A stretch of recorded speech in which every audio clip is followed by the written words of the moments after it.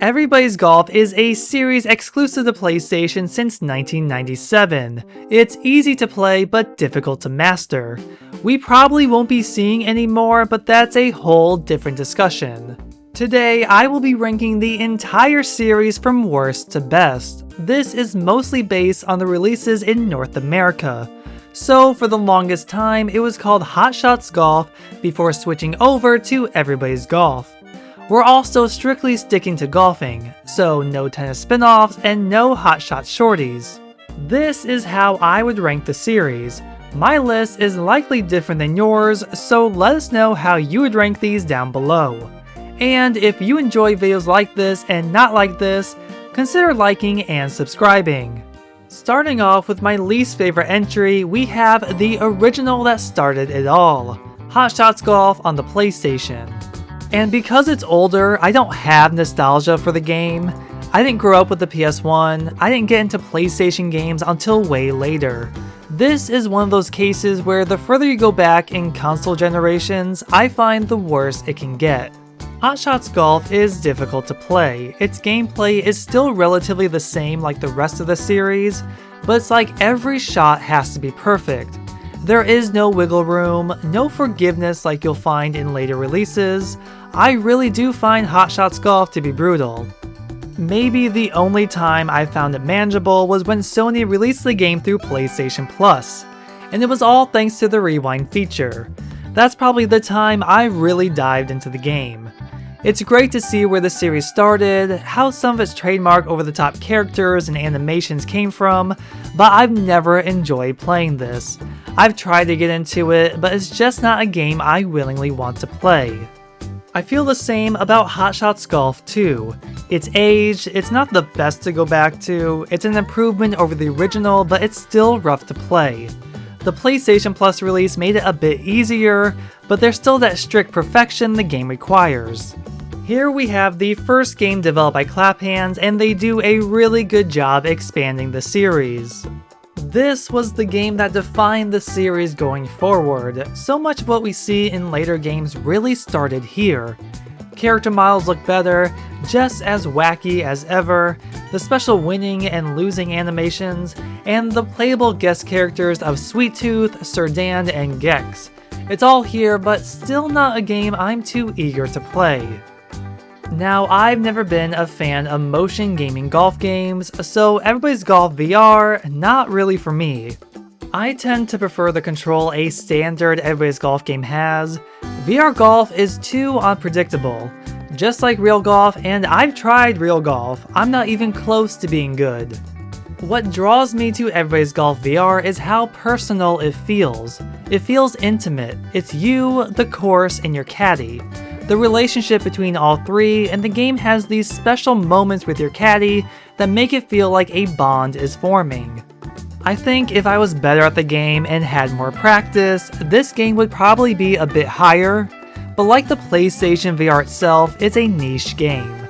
It's a cool idea, it works, and as much as I want to connect to it, I'm not 100% there.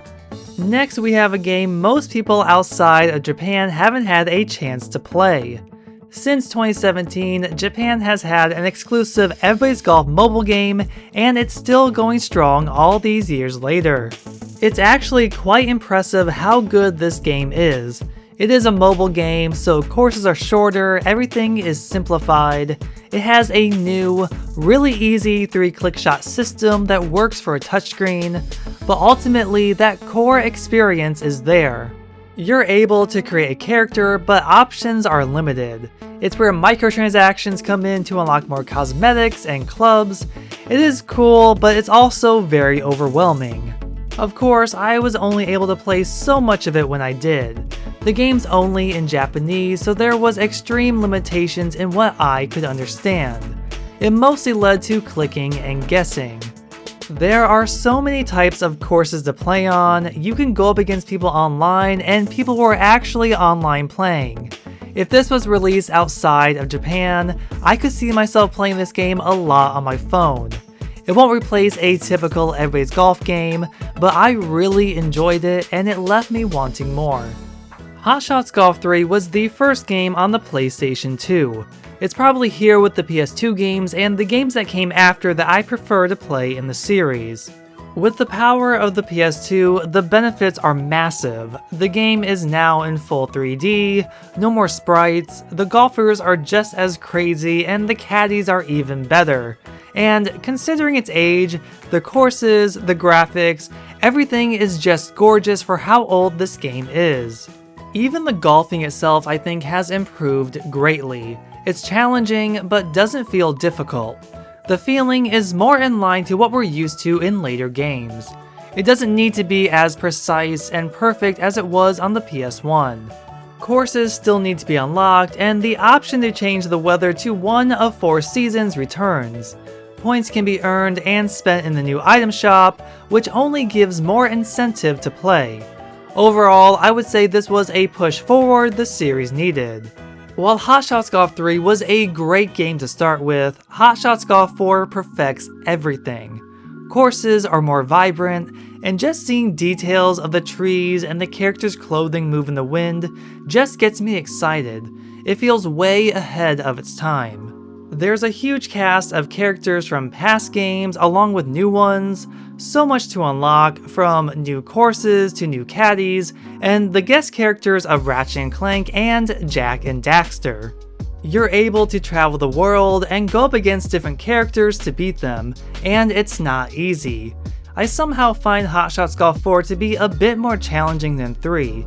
Not to the point where I dislike it, but it's a good challenge. Mini Golf finally returns and is the best it's ever been. Clap Hands really put everything into this.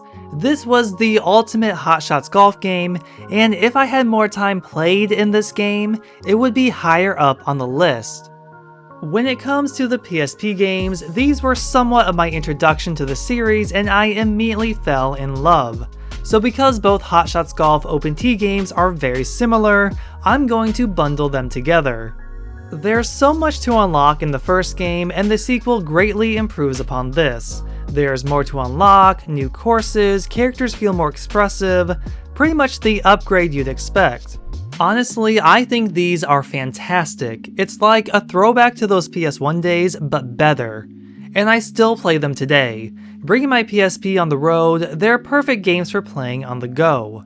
It's why I love the PSP. These games were squeezed onto this tiny handheld, and that console experience was introduced in a new way.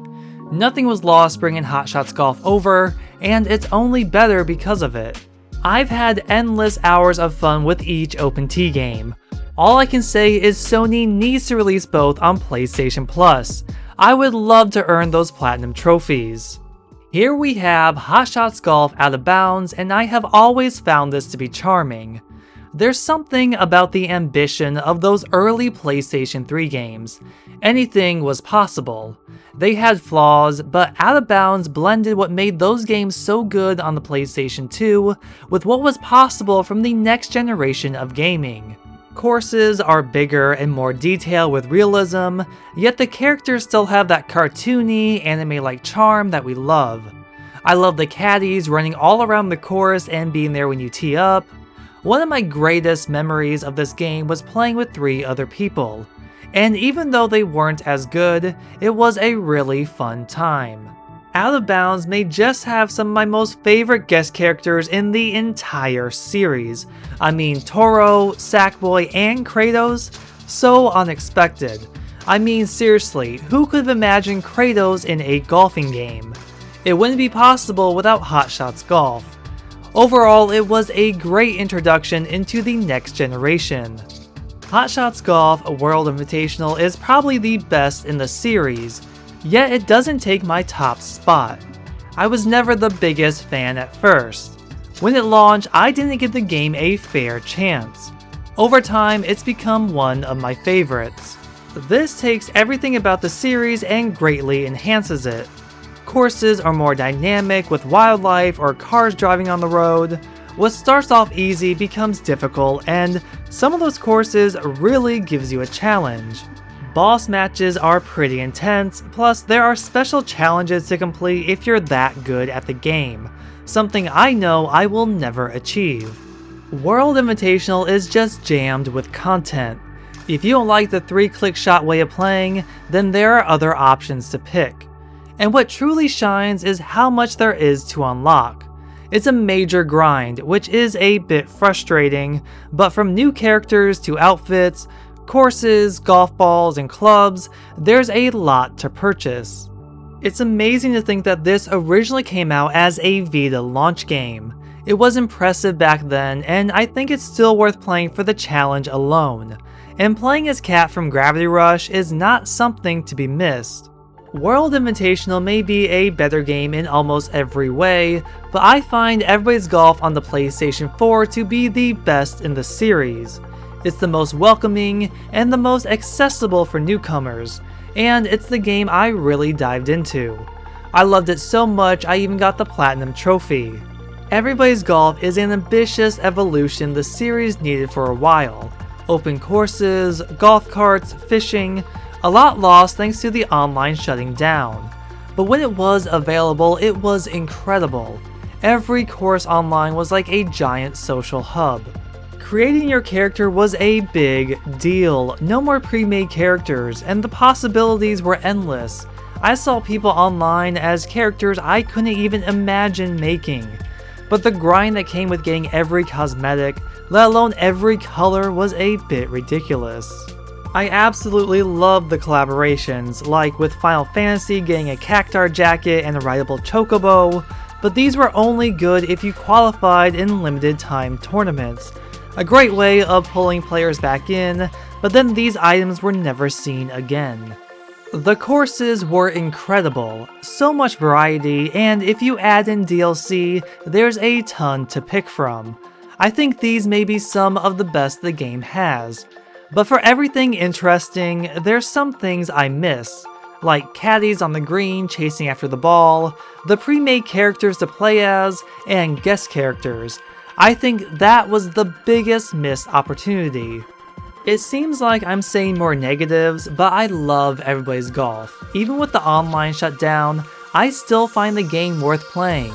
It was a great step forward for the series, even with flaws and missed features.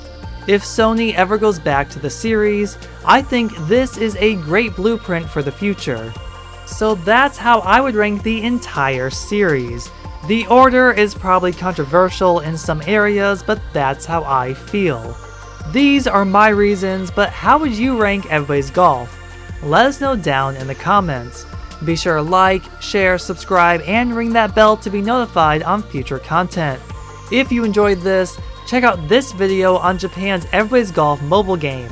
Thank you for watching, and I'll see you in the next video.